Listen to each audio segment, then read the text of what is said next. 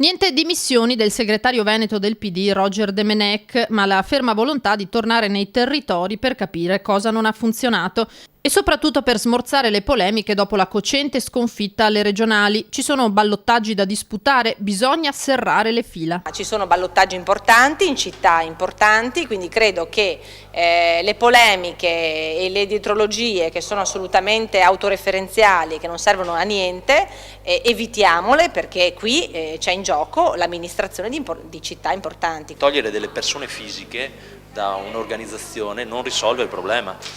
Credo che questo sia negli occhi di tutti. Poi ci sarà il tempo e il modo, no, di riflettere su tutto, di capire fino in fondo dove si sono concentrati i problemi. E soprattutto bisogna dialogare con l'elettorato. Torniamo nei territori per capire fino in fondo cosa è successo, qual è il sentimento dei nostri elettori, ma soprattutto di quelli che non ci hanno votato, dei sindaci, degli amministratori, del mondo del volontariato e di tutte le parti sociali per capire, per poi ripartire con le soluzioni più opportune per il Veneto. Moretti non risparmia infine una frecciata a chi dice è rimasto in panchina in questa difficile campagna elettorale. Noi l'abbiamo fatta per vincere, poi c'è chi ovviamente la partita non la gioca, ma si sa, voglio dire, invece bisognerà costruire per il futuro un partito democratico che sappia lavorare sui programmi, sui temi e poi sappia coinvolgere tutti, dove tutti si sentano evidentemente protagonisti.